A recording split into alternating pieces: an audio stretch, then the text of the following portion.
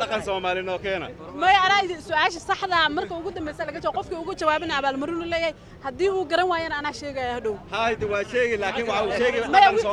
Soomaali kale wadan kale أنت شو يستاهل كاميرا ده فيه أنا وبلا شيء كاميرا فيه رحته وهل كائن أنا أجمع وحبلي مويديني ما أنا كم قابنا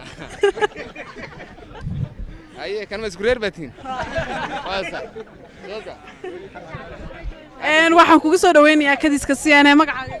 مدار الله يدهول اللي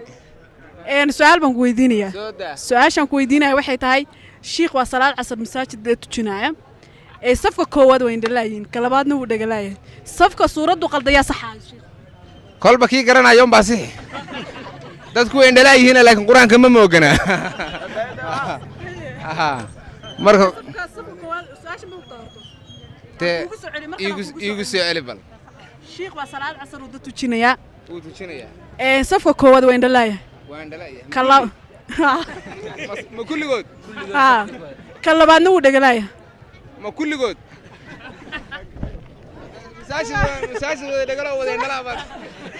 مساج كان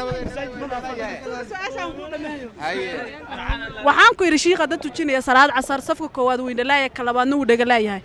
suuradu qaldaya sax wallahi anigu horta مساج indhala iyo dhagala midna ma arag laakiin waxaan u maleynayaa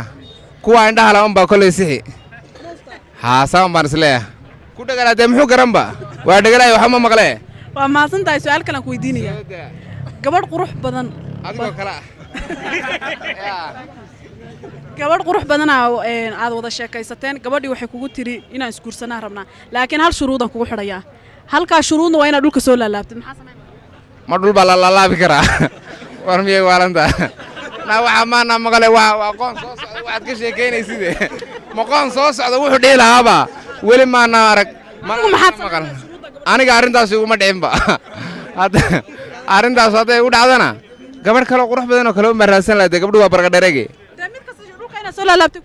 ma gabdhaha magaaladaba hadaa gabadh la man iska joogay ma dhul baan la laabi karaa